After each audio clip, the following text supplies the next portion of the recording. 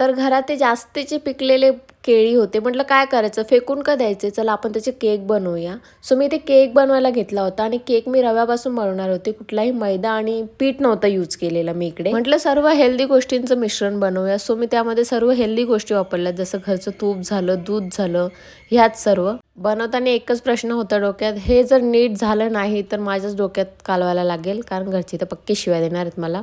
पण मी एक दीर्घ श्वास घेतला आणि विचार केला, स्टे पॉझिटिव्ह, थिंक पॉझिटिव्ह.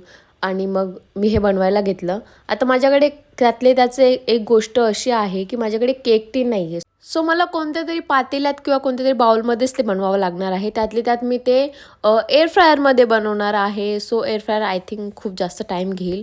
हा आणि घेतलाच, टाईमच घेतला त्यांनी. मला पूर्ण 1 तास लागला हे बनवायला.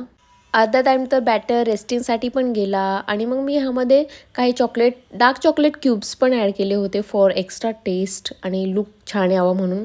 बट सांगू का काय झालं, तो नाही छान झाला. तुम्ही पण नका बनवू. मी खाल्ल्यात शिवाय, तुम्ही पण नका खाऊ. असा झाला होता तो. मग आपली मस्ती जाणार आहे का? आपण परत संध्याकाळी मोमोज बनवायला घेतलेले, कारण आम्ही दोघंच होतो घरामध्ये आणि मला खूप जास्त क्रेविंग होती ती मोमोज खायची. तर मी हेल्दी मोमोज बनवले होते. ते हेल्दी कसे, तर मी मैदा यूज नव्हता केलेला.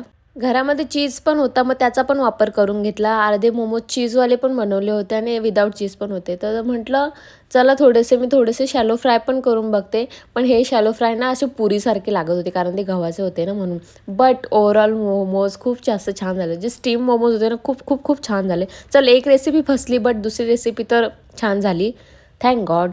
हे मोमोज खाऊन झाले आणि आई पप्पा येताना घेऊन आले होते ही कुल्फी. आणि मग मी खूप दिवसांनी ही कुल्फी खाल्ली. ती शुगर पण कमी होतं त्यामध्ये. आणि मग असा होता माझा दिवस. चलो बाय.